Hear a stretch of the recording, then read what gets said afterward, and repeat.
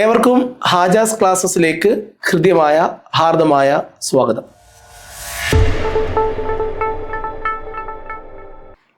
Morning ടീയിലാണ് നമ്മൾ നിൽക്കുന്നത്.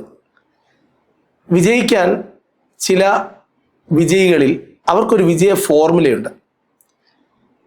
ഈ മോർണിംഗ് ടീ എന്ന് പറയുന്ന ഈ ഒരു സെഷൻ കുറച്ച് കൊല്ലങ്ങൾക്ക് മുമ്പ് നിരവധി ഉദ്യോഗാർത്ഥികളെ ഉദ്യോഗസ്ഥരാക്കിയ ഒരു സെഷനാണ്. മോർണിംഗ് ടീ എന്ന് പറയുന്നതിൻ്റെ ഗുണം എന്താണെന്നത് ഒരു 10 എപ്പിസോഡെങ്കിലും നിങ്ങൾ കൃത്യമായി കണ്ടാൽ നിങ്ങൾക്ക് മനസ്സിലാവും. ഒരുപക്ഷെ ഒറ്റ പാർട്ട് കണ്ടുപോയാൽ നിങ്ങൾക്ക് ഇതിൻ്റെ ഗുണം മനസ്സിലാവില്ല. നിങ്ങളുടെ മുന്നിലേക്ക് വന്ന് നിൽക്കുന്ന അധ്യാപകരുടെ യഥാർത്ഥ അധ്യാപകരുടെ ആഴവും പരപ്പും അവരുടെ നോളജിൻ്റെ ആഴവും പരപ്പും ഒക്കെ നിങ്ങൾക്ക് മനസ്സിലാക്കണമെങ്കിൽ ഈ മോർണിംഗ് ടീ ഒരു 10 എപ്പിസോഡെങ്കിലും നിങ്ങൾ കാണണം. നിങ്ങൾ ആത്മാർത്ഥമായി ഒരു ജോലി ആഗ്രഹിക്കുന്ന വ്യക്തിയാണെങ്കിൽ മോർണിംഗ് ടീ നിങ്ങൾ സ്ഥിരമാക്കുകയും വേണം. അപ്പോൾ കൂടുതൽ മുഖവുരയൊന്നും വേണ്ട, നമുക്ക് കാര്യത്തിലേക്ക് കടക്കാം. നമ്മൾ ഇന്ന് മോർണിംഗ് ടീയിൽ ചർച്ച ചെയ്യാൻ വേണ്ടി ഉദ്ദേശിക്കുന്നത് ശ്വേതരക്താണുക്കളെ കുറിച്ചാണ്. രക്തപര്യന വ്യവസ്ഥ എന്ന ഒരു സാധനം നമ്മൾ ഇതിനു മുമ്പുള്ള 1-2 എപ്പിസോഡുകൾക്ക് മുമ്പ് പഠിച്ചു. അതിനുശേഷം RBC പഠിച്ചു. ഇന്ന് നമ്മൾ WBC എന്ന് പറയുന്ന രക്തത്തിനകത്തെ ഏറ്റവും പ്രധാനപ്പെട്ട ഒരു കോശത്തെക്കുറിച്ച് പഠിക്കുകയാണ്. മനുഷ്യ ശരീരത്തിൻ്റെ പട്ടാളക്കാരൻ എന്നാണ് അറിയപ്പെടുക. മനുഷ്യ ശരീരത്തിലെ പ്രതിരോധ കാവൽക്കാരൻ എന്നും പട്ടാളക്കാരൻ എന്നും ഒക്കെയാണ് WBCയെ വിളിക്കപ്പെടുന്ന പേര്. RBC അറിയപ്പെടുന്ന പേര് എറിത്രോസൈറ്റ് എന്ന ശാസ്ത്രീയ നാമത്തിലാണെങ്കിൽ WBC അറിയപ്പെടുന്നത് ലൂക്കോസൈറ്റ് എന്ന് പറയുന്ന ഒരു ശാസ്ത്രീയ നാമത്തിലാണ് ഈ WBC വൈറ്റ് ബ്ലഡ് കോർപ്പസ്കിൾ അറിയപ്പെടുന്നത്.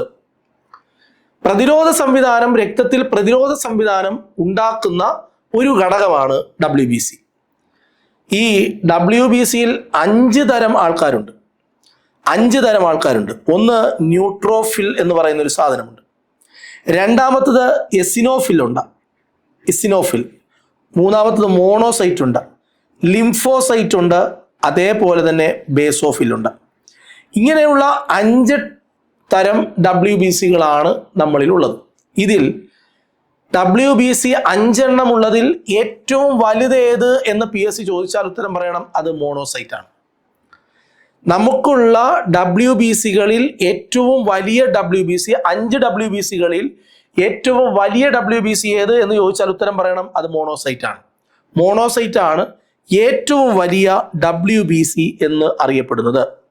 ഓക്കെ, അപ്പം എത്ര തരം WBC ഉണ്ട്? 5. അത് ഏതൊക്കെയാണ്? Neutrophils, eosinophils, monocyte, lymphocyte, basophil. ഇങ്ങനെയാണ് 5 ടൈപ്പ് RBC ഉള്ളത്. ഏറ്റവും വലിയ രക്തകോശമാണ് മോണോസൈറ്റ്. ഏറ്റവും ചെറിയ WBC ആണ് ലിംഫോസൈറ്റ്. ഏറ്റവും വലിയ രക്തകോശമാണ് മോണോസൈറ്റ്. ഏറ്റവും ചെറിയ WBC ആണ് ലിംഫോസൈറ്റ്. ഈ ലിംഫോസൈറ്റുകളാണ് ശരീരത്തിന് ഏറ്റവും ഗുണപ്രദമായ ആന്റിബോഡികൾ. രോഗാണുക്കൾക്കെതിരെ രോഗാണുക്കളെ കൊല്ലാൻ കെൽപ്പുള്ള ആന്റിബോഡികളെ നിർമ്മിക്കുന്നത് WBCക്ക് അകത്തുള്ള ലിംഫോസൈറ്റുകൾ എന്ന് പറയുന്ന കോശങ്ങളാണ്. 5 ടൈപ്പിൽ ലിംഫോസൈറ്റുകളാണ് എന്തുണ്ടാക്കുന്നത്? ആന്റിബോഡികൾ നിർമ്മിക്കുന്നത്. WBCയിൽ ഏറ്റവും വലുതാരാണ്? മോണോസൈറ്റ് ആണ്. എന്നാൽ ഏറ്റവും ചെറുത് ലിംഫോസൈറ്റ് ആണ്. പക്ഷേ ഏറ്റവും എഫക്റ്റീവായ വെപ്പനുകൾ ആരുടെ നിർമ്മാണമാണ്? ലിംഫോസൈറ്റുകളുടെ നിർമ്മാണമാണ്. ആന്റിബോഡികൾ ഉൽപ്പാദിപ്പിക്കുന്നത് ലിംഫോസൈറ്റ് ആണ്. എന്നാൽ നമുക്കറിയാം ഏറ്റവും ഡേഞ്ചർ ആയിട്ടുള്ള ഒരു വൈറസ് ആണ് human immuno virus. That can causes AIDS. അവനാണ് എയ്ഡ്സ് ഉണ്ടാക്കുന്നത്. എയ്ഡ്സ് എന്ന് പറയുന്ന രോഗത്തിന് കാരണമാകുന്ന HIV എന്ന് പറയുന്ന രോഗാണു നമ്മുടെ ശരീരത്തിലേക്ക് പ്രവേശിച്ചാൽ അവൻ നശിപ്പിക്കാൻ വേണ്ടി ആഗ്രഹിക്കുന്നതും നശിപ്പിക്കാൻ വേണ്ടി കോപ്പുകൂട്ടുന്നതും ഏത് കോശങ്ങളെയാണ്? ലിംഫോസൈറ്റുകളെയാണ്. HIV ആക്രമിക്കുന്ന WBC ലിംഫോസൈറ്റ്. എന്തുകൊണ്ടാ? ലിംഫോസൈറ്റ് എന്ന് പറയുന്നവനാണ് WBCയിലെ ഏറ്റവും ശക്തൻ. WBCയിൽ ഏറ്റവും ശക്തനാണ് ആര്? ലിംഫോസൈറ്റ്. അതുകൊണ്ട് HIV നമ്മുടെ ശരീരത്തെ തകരാറിലാക്കണമെങ്കിൽ യവൻ ചത്തുപോയേ പറ്റൂ, ലിംഫോസൈറ്റ് ചത്തുപോയേ പറ്റൂ. അതുകൊണ്ട് HIV ആക്രമിക്കുന്നത് WBCയിലെ 5 ഇനങ്ങളിലെ ലിംഫോസൈറ്റിനെയാണ്. ശരീരത്തിലെ പട്ടാളക്കാരൻ എന്നറിയപ്പെടുന്ന ന്യൂട്രോഫിലാണ്. പട്ടാളക്കാരനെന്ന് WBCയെ കോമൺ ആയിട്ട് പറയുന്നുണ്ടെങ്കിലും WBCയിലെ ആദ്യത്തെ ഇനമായ ന്യൂട്രോഫിലുകളെയാണ് നമ്മൾ പൊതുവെ പട്ടാളക്കാർ എന്ന് അറിയപ്പെടുന്നത്. ഏറ്റവും വലിയ WBC ആരാണ്? മോണോസൈറ്റ് ആണ്. ഏറ്റവും ചെറുതോ ലിംഫോസൈറ്റ് ആണ്. ഏറ്റവും കൂടുതലുള്ളതോ ന്യൂട്രോഫിലാണ്. പട്ടാളക്കാർ എന്നറിയപ്പെടുന്ന WBC ആണ് ഈ ന്യൂട്രോഫില്. ഏറ്റവും കൂടുതലുള്ള WBC ആണ് ന്യൂട്രോഫിൽ. ഏറ്റവും കൂടുതലുള്ള WBC ആണ് ന്യൂട്രോഫിൽ. ഏറ്റവും കുറവുള്ളതോ ബേസോഫിൽ. ഏറ്റവും കുറവുള്ളത് ബേസോഫിൽ, ഏറ്റവും കൂടുതലുള്ളത് ന്യൂട്രോഫിൽ. ക്ലിയർ ആണ്? ഓക്കെ.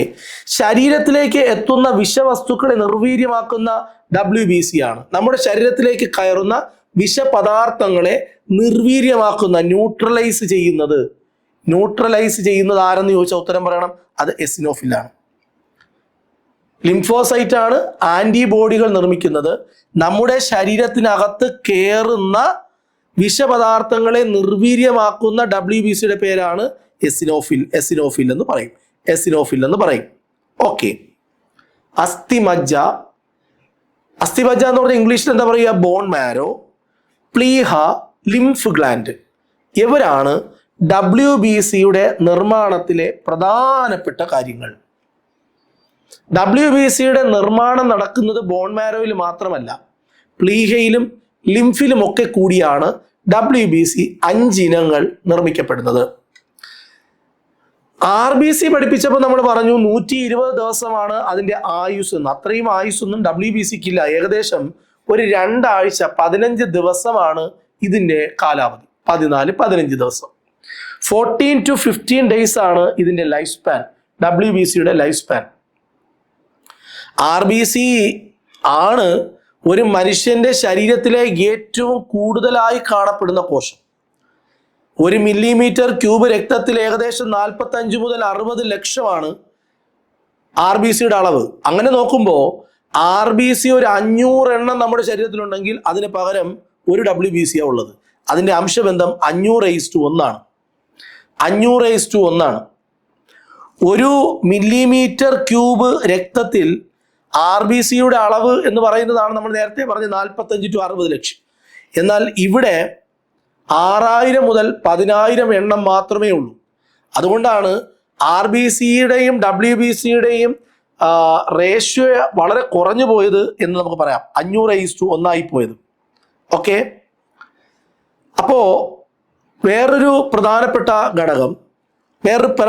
ഒരു കാര്യം നിങ്ങളോട് പറയേണ്ടത്, ഈ WBCയുടെ നിർമ്മാണത്തെ സഹായിക്കുന്ന ഒരു മൂലകം നമ്മുടെ ശരീരത്തിലുണ്ട്.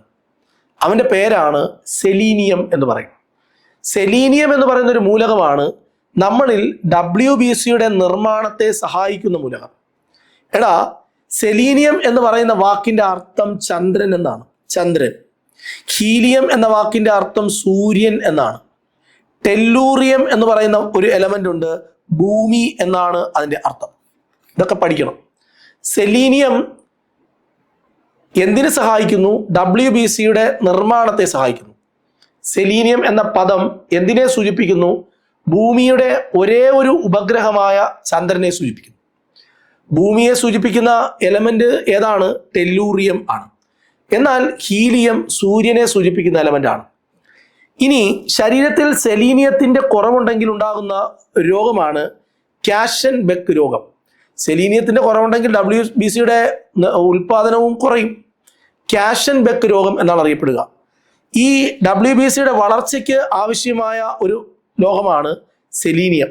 WBCയുടെ കുറവ് കൊണ്ട് ലുക്കോപീനിയ എന്ന് പറയുന്ന ഒരു രോഗമുണ്ടാകും. ലുക്കോപീനിയ WBCയുടെ കുറവ് കൊണ്ടുണ്ടാകുന്ന രോഗമാണെങ്കിൽ ലുക്കീമിയ എന്ന് പറയുന്ന ക്യാൻസർ, ലുക്കീമിയ എന്ന് പറയുന്നത് WBCയുടെ കൂടുതൽ കൊണ്ടുണ്ടാകുന്ന ഒരു രോഗമാണ്. ഇതിനെ രക്താർബുദം എന്നാണ് നമ്മൾ അറിയപ്പെടുന്നത്.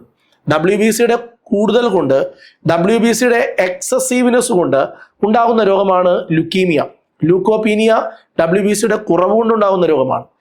ഈ ലുക്കീമിയ എന്ന് പറയുന്ന WBCയുടെ കൂടുതൽ കൊണ്ടുണ്ടാകുന്ന രോഗം രക്താർബുദം, ബ്ലഡ് ക്യാൻസർ എന്നാണ് അറിയപ്പെടുക. ഈ ബ്ലഡ് ക്യാൻസറിനെതിരെ ഫലപ്രദമാണ് എന്ന് കണ്ടെത്തിയിരിക്കുന്നത് ശവന്നാറി എന്ന് പറയുന്ന ഒരു സസ്യമാണ്, ശവന്നാറി. അതുപോലെ ഉഷമല്ലരി, അതുപോലെ നിത്യകല്യാണി, ഇതെല്ലാം ഈ രക്താർബുദത്തിന് എതിരെ നമ്മൾ ഉപയോഗിക്കുന്ന മരുന്നുകളാണ്.